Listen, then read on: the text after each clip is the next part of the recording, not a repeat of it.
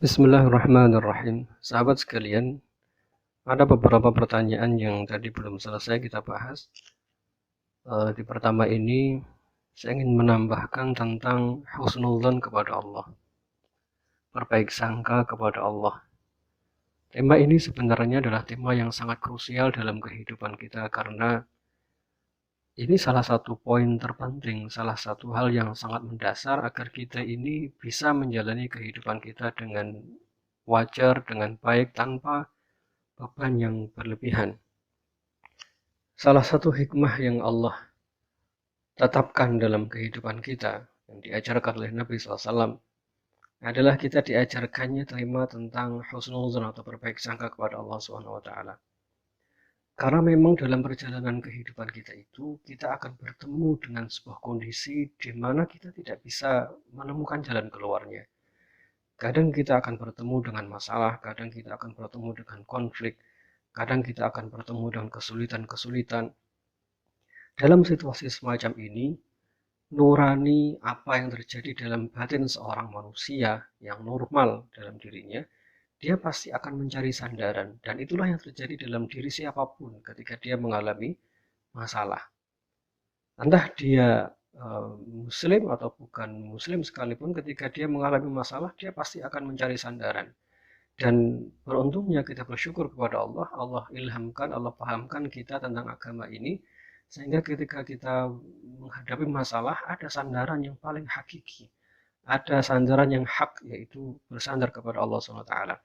Apa sih manfaatnya, apa sih hikmahnya ketika Allah dan Rasulnya mengajarkan tema tentang husnudzon? Tema tentang husnudzon itu adalah alamiah, ada dalam batin kita. Kita tidak bisa mengingkarinya. Pada saat kita mengalami konflik dengan orang, mengalami beban hidup yang berat, salah satu jalan keluarnya itu adalah husnudzon. Kenapa salah satu jalan keluarnya adalah husnudzon? Karena setiap kali kita mengalami musibah atau kesulitan, akan ada masanya jalan keluarnya itu tidak semudah yang kita bayangkan. Jika jalan keluarnya tidak semudah yang kita bayangkan, maka satu-satunya jalan yang harus ada pertama kali adalah husnudzon terlebih dahulu. Itu adalah kemampuan ruhani kita untuk menghadapi problem. Mengapa hal ini kita perlukan? Karena nanti ketika musibah, ketika ujian yang berat itu masih ada di depan mata kita, dan kita tidak punya konsep tentang husnudzon, maka kita akan jatuh pada kecewa, resah, gelisah, dan seterusnya. Ini hikmah betapa sempurnanya agama ini, Islam ini, Masya Allah, Allah ajarkan kepada kita tentang husnudzon. Jadi adanya husnudzon itu sangat bermanfaat untuk diri kita, agar kita ini ketika menghadapi masalah, tidak buntu dan tidak stuck, tidak berhenti. Agar pikiran dan batin kita pun tidak terhenti. Mengapa? Karena ada yang menjadi saluran dalam jiwa kita, yaitu berbaik sangka kepada Allah Subhanahu wa Ta'ala. Nah, kemudian permasalahan mendasarnya adalah bagaimana sih cara kita ini agar kita bisa husnudzon kepada Allah sepanjang waktu. Oke, mari kita lebih rinci tentang mana husnudzon. Husnudzon itu berbaik sangka. Pertanyaan saya adalah, bagaimana sih kita bisa berbaik sangka pada seseorang? Apa kira-kira yang membuat kita bisa berbaik sangka pada seseorang?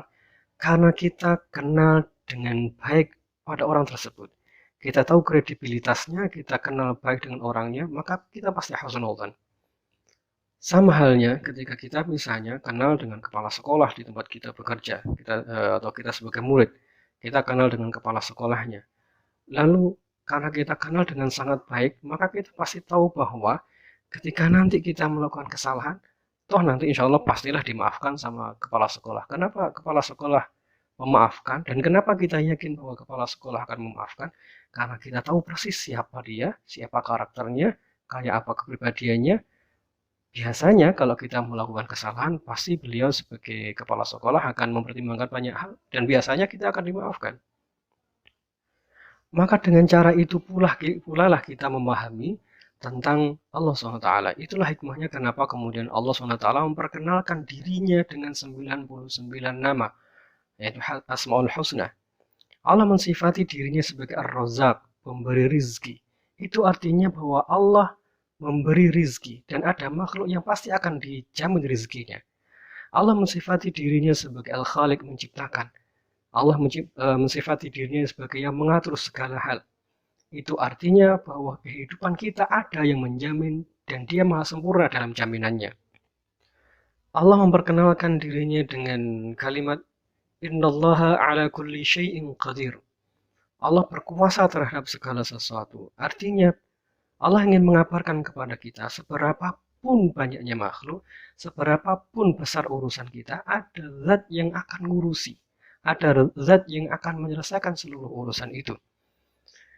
Ketika Ibnu Katsir menjelaskan tentang kalimat surah Ar-Rahman, bahwa setiap saat itu Allah dalam kondisi sibuk. Kulla yaumin huwa fi sya'n. Setiap saat Allah dalam kondisi, dalam situasi mengurusi urusan hambanya. Di situ Ibnu Katsir kemudian menjelaskan Allah di situ mengabulkan doa, mengurusi hamba, menjauhkan dari bala, menyembuhkan orang yang sakit dan seterusnya. Allah mensifati dirinya, mengenalkan dirinya kepada kita bahwa Dia tidak pernah berhenti mengurusi hidup kita. Apa sih maknanya ketika Allah telah memperkenalkan dirinya dengan seluruh sifatnya itu untuk kita? Apa sih hikmahnya ketika ada orang memperkenalkan dirinya dengan sempurna kepada kita? Ini kalau orang, dia memperkenalkan dirinya dengan sangat sempurna kepada kita. Maksudnya adalah agar kita nyaman dengan orang itu dan kita tidak ragu dengannya.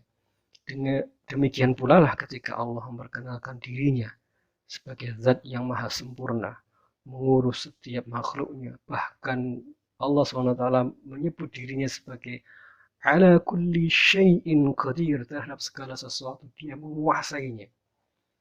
Oleh karena itu, maka batin kita sebagai seorang mukmin dengan mengenal sifat-sifatnya ini, maka kita menjadi lapang bahwa ada yang menjamin kehidupan kita. Kalau kita ini makhluk yang bisa mati, ada yang menjamin hidup kita, yaitu zat yang tidak pernah. Dan Dia maha hidup. Kalau kita selama ini tenang, hidup kita dijamin oleh orang tua kita dengan kerja keras, ketahuilah bahwa Allah yang menjamin hidup kita tidak pernah beristirahat, Dia tidak pernah tidur dan bahkan tidak pernah mengantuk.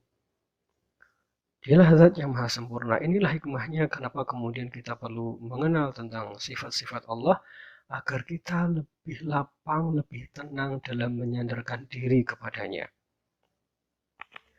Mari kita buat permisalan yang sederhana. Misalnya kita ini orang tua nih, punya anak. Kita punya uang yang banyak, lalu anak itu dengan seluruh kesulitannya dia minta bantuan kepada kita, lalu kita tolak. Apa yang terjadi dalam pikiran kita? Sebagai orang tua yang kita punya uang banyak, lalu tidak membantu anak, yang ada dalam pikiran kita adalah, saya ingin anak ini nanti suatu saat dia menjadi lebih baik, dia belajar, dan dia akan menjadi bisa mandiri. Dengan cara berpikir yang kurang lebih sama. Allah maha sempurna dari semua itu. Allah lebih sempurna dari itu. Allah menguasai segala hal. Allah memberikan rizki untuk makhluknya dari zaman dahulu hingga hari ini. Seluruh makhluk di dalam genggaman Allah SWT, dijamin oleh Allah SWT. Langit dan bumi ada dalam kekuasaannya. Bahkan ketika Dia menyebutkan tentang diri kita, tentang sifat kita, Allah menyindir dalam tanda kutip diri kita dengan sangat ringan. A'antum asyaddu khalqan amis sama? Apakah menciptakan dirimu ini, kita manusia ini, lebih susah daripada menciptakan langit? Jadi ngurusi diri kita ini terlalu mudah dalam kekuasaan Allah Subhanahu wa taala.